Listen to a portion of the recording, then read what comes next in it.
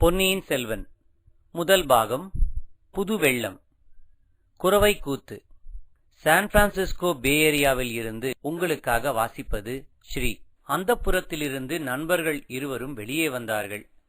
உள்ளே இருந்து ஒரு பெண் குரல், கந்தமாரா கந்தமாரா என்று அழைத்தது. அம்மா என்னை கூப்பிடுகிறாள், இங்கேயே சற்று இரு, இதோ வந்துவிடுகிறேன் என்று சொல்லிவிட்டு கந்தமாறன் உள்ளே போனான்.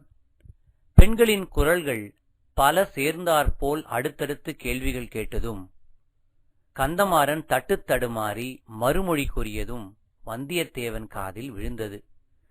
பின்னர் அந்த பெண்கள் கலகலவென்று சிரித்த ஒலியும் உள்ளே இருந்து வந்தது. தன்னை பற்றித்தான் அவ்விதம் அவர்கள் கேலி செய்து சிரிக்கின்றார்களோ என்ற எண்ணம் வந்தியத்தேவனுக்கு வெட்கத்தையும் கோபத்தையும் உண்டாக்கியது. கந்தமாறன் வெளியே வந்ததும் வந்தியத்தேவனின் கையை பிடித்துக் கொண்டு, வா, எங்கள் மாளிகையை சுற்றி பார்த்துவிட்டு வரலாம் என்று சொல்லி இழுத்து கொண்டு போனான். கடம்பூர் மாளிகையின் நிலாமுற்றங்கள், ஆடல் பாடல் அரங்கங்கள், பண்டகசாலைகள், பளிங்கு மண்டபங்கள், மாடகோபுரங்கள், ஸ்தூபி கலசங்கள், குதிரை லாயங்கள் ஆகியவற்றை வந்தியத்தேவனுக்கு கந்தமாறன் காட்டிக்கொண்டு சென்றான்.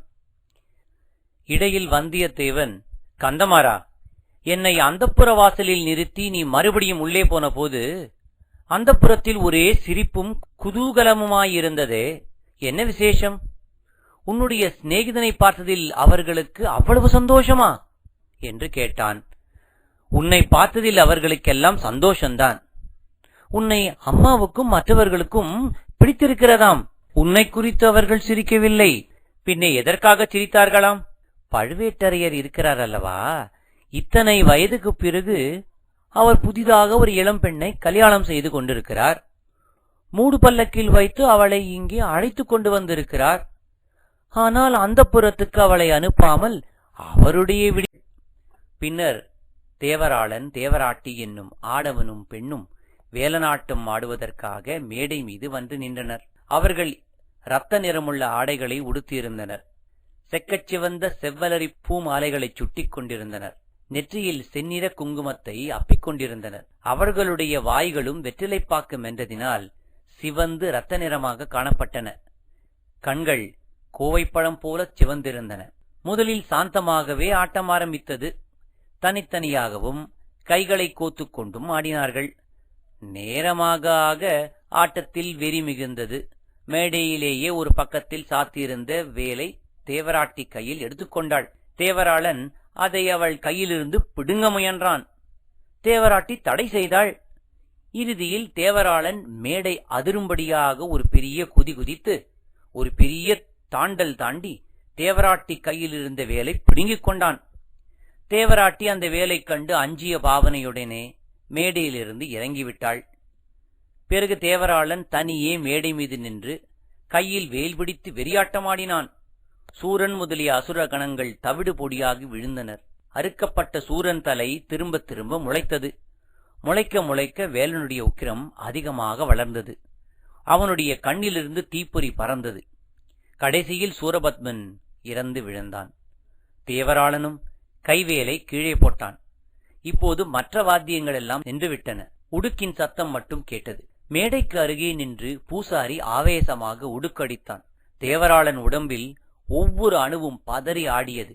சன்னதம் வந்துவிட்டு என்ற சபையில் ஒருவருக்கொருவர் மெதுவாக பேசிக் கொண்டார்கள். சிறிது நேரத்துக்கெல்லாம் பூசாரி ஆவேசம் வந்து ஆடிய தேவராளனை பார்த்து, வேலா, முருகா, தேவசேனாபதி, கந்தா, சூரசம்ஹாரா, அடியார்களுக்கு அருள்வாக்கு சொல்ல வேண்டும் என்று வேண்டிக் கொண்டான்.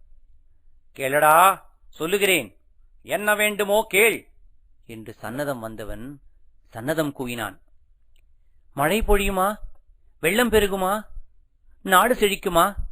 நினைத்த காரியம் கைகூடுமா என்று பூசாரி கேட்டான்.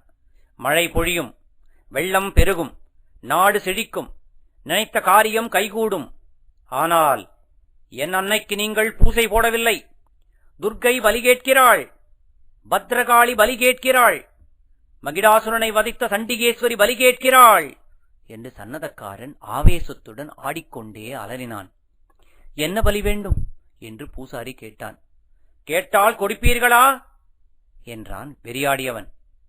கொடுப்போம், கட்டாயம் கொடுப்போம் என்றான் பூசாரி. மன்னர் குலத்து ரத்தம் கேட்கிறாள், ஆயிரங்கால அரசர் குலத்து ரத்தம் கேட்கிறாள் என்று வெறியாடியவன் கோர பயங்கர குரலில் கூவினான். மேடைக்கு முன்னால் விற்றிருந்த பழுவேட்டரையர், சம்புவரையர், மழவரையர் முதலிய பிரமுகர்கள் ஒருவருடைய முகத்தை ஒருவர் நோக்கினார்கள். அவர்களுடைய செக்கச்சிவந்த வெறிகுண்ட கண்கள் சங்கீதமாக பேசிக்கொண்டன. சம்புவரையர் பூசாரியை பார்த்து தலையை அசைத்து சமிக்ஞை செய்தார். பூசாரி உடுக்கு அடிப்பதை நிறுத்தினான். வெறியாட்டமாடிய தேவராளன் அடியற்ற மரம் போல் மேடை மீது விழுந்தான். தேவராட்டி ஓடி வந்து அவனை தூக்கி எடுத்துக்கொண்டு போனாள். சபை மௌனமாக கலைந்தது. வெளியில் எங்கேயோ தூரத்தில் நரிகள் ஊளையிடும் சத்தம் கேட்டது.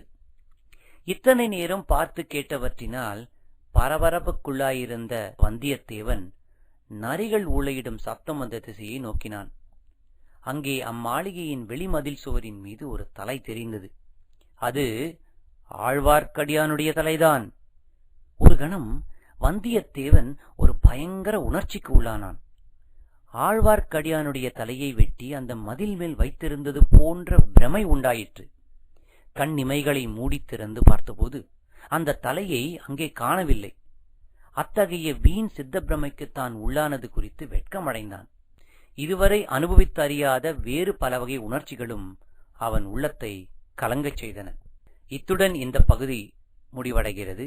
மீண்டும் அடுத்த பகுதியில் உங்களை சந்திக்கும் வரை உங்களிடமிருந்து விடைபெறுவது சான் பிரான்சிஸ்கோ பே ஏரியாவில் இருந்து ஸ்ரீ. நன்றி, வணக்கம்.